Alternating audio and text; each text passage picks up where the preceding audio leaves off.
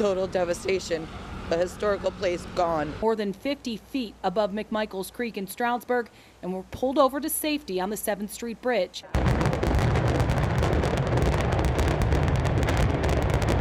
In the daylight, we got our first good look at Freen, a gash across his nose and bruising above his one eye. As we reported, it revealed what police took from Koberger himself at the time of his arrest.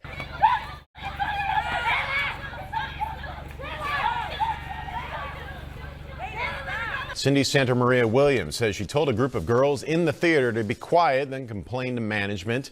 After the movie, she says they were waiting outside and attacked her and her sister-in-law. What looks like a murky pond from Skycam 16 is actually the Lansford Community Pool. We win Pennsylvania, we win the whole thing. You got to get out there. You got to win. And on this particular morning, the frost on the grass delayed the crew from getting out on time. You should expect it, but it is a little abnormal this late. Stunning images after flames wrecked a building that stood for more than a century. The fire at the iconic inn, our top story on Newswatch 16 at 6. Good evening, I'm Scott Schaefer. Charlotte is off. That massive fire tore through the inn at Pocono Manor near Mount Pocono. And that is where we find Newswatch 16's Carmela Mataloni. She's been following this story all day. Carmela. Good evening, Scott. This fire started at 6 o'clock this morning. It's now 6 o'clock at night, and just take a look at this. Crews are still here trying to battle the flames and smoke. There are even junior firefighters here after they got out of school this afternoon, trying to help out as best as they can. Now, as you can imagine, this has been a very emotional day for many people here. The Inn at Pocono Manor is more than 100 years old, and people who worked here and people just living in this community are devastated. The inn was expected to close at the end of the month for a major renovation project, but this fire closes the doors earlier than anyone expected. Devastation. Total devastation. A historical place gone. Heartbroken and stunned. That's how people felt as they watched the iconic inn at Pocono Manor near Mount Pocono burn. The fire started around 6 in the morning. Eliza Brown from New York was staying at the inn. We didn't think it was anything. We just put on clothes on us and came downstairs to find out what was going on. We should have gone back into our rooms and got our stuff, but we didn't think that. It was just in a little area, and they told us it's going to be done soon and we can go back up. Everyone made it out safely. Dozens and dozens of firefighters were called to battle the flames. Fire officials believe it started on the north side of the building. The wind made it challenging to stop the fire from spreading. They think it started above one of the suspended ceilings and then just quickly rose. But no, they really don't have a pinpointed point of origin yet. People who lived or worked in the inn tell Newswatch 16 they cannot believe what they are seeing and how quickly the fire spread, destroying such an iconic building. The inn was set to close at the end of the month for a major renovation project. The makeover was expected to take about 2 years. Janice Little lives in Mount Pocono. She used to work at the inn. Yes, it is very sad to see it go down. Yeah, it is. It's a very beautiful place. It was.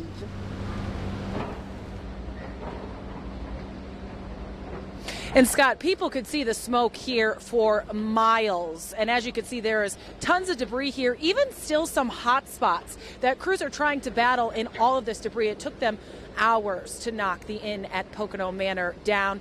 The general manager spoke to Newswatch 16 earlier today. He said as for the guests that were supposed to stay here this weekend and through the month of November, they are working very closely with other resorts in Monroe County that are offering a helping hand, be it guests staying at the hotels, weddings, events, what have you. Everybody's really coming together here. The general manager also tells Newswatch 16 that the owners of the inn at Pocono Manor, who are out of state right now, do plan to rebuild. Carmela Mataloni, Newswatch 16, reporting live in Monroe County. Those are some images, Carmela. Thank you. Tucked away on East Columbus Street in Nesquehoning, you will find a hidden gem down these stairs. Best darn pizza you can buy, I'll tell you that right now. New Columbus Pizza has worked out of this kitchen in the basement of the Saramelli home, which started as a catering business in 1958. It's our house. It's the homestead, so this has always been a commercial kitchen here in the basement, and we just, I just wanted to keep our tradition going. That's a beaut right there. Now it's a pizzeria open 1 day a week, cranking out about 100 pizzas, all ordered ahead of time. We're just blessed in town to be able to say that Chamel's Pizza Comes from New Columbus, Nesquehoning. Nesquehoning's best kept secret may not be a secret for much longer. Tony Ceramelli. Owner Tony Ceramelli just brought home 2 major awards from the International Pizza Expo in Las Vegas, including Best Pan Pizza and World Champion Pizza Maker. I went from almost last to first. Last year wasn't the greatest showing for me, and I was determined after a year to at least, I kind of wanted to be done with it after that.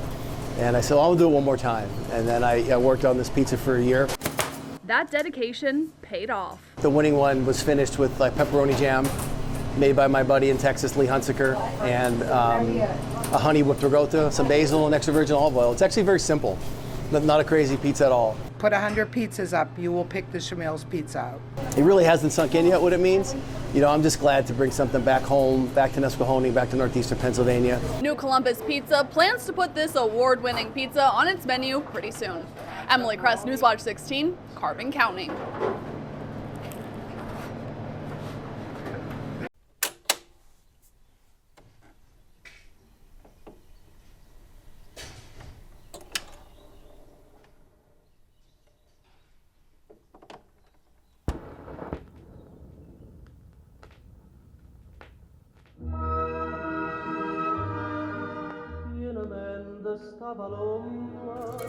For Carlos Cervantes, the search never gets old. I usually just go in, in hopes of finding maybe something from Australian bands from the 80s. Music from before he was born on technology even older. I think I started about 2 years ago. The internet makes it easy to find. It's so much easier to just get music, but also I think it's like a double-edged sword. Not everything inside Breakaway Records in Austin is old.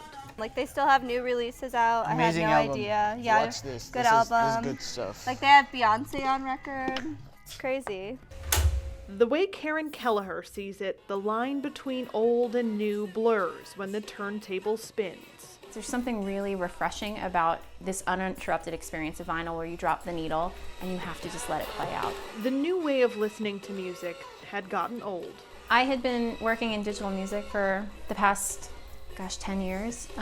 Most recently as head of music apps at Google, and what I was seeing is a slowing in the innovation around digital music. So she moved on to the next track. This is all the flash that comes off of a record, so when it gets trimmed, this is all the excess. In a warehouse with room to grow, Kelleher built Gold Rush Vinyl. Here, they can press 2 million records in a year. This is a polyvinyl compound with a specific resin that makes the record sound warm. It's the same old science, produced in a new way. The machinery, fully automated. Hands only needed to slip the record into a sleeve. Hands-on is how music lovers want it these days. You really have to have that whole palette to have like an orchestra in front of you just like playing, This is what it is. They say every trend comes back around, but with vinyl, the good old days Never gets better than this. Are new again. Never gets better. With photojournalist Dan Turansky, Stacey Lang, Newswatch 16, Austin, Texas.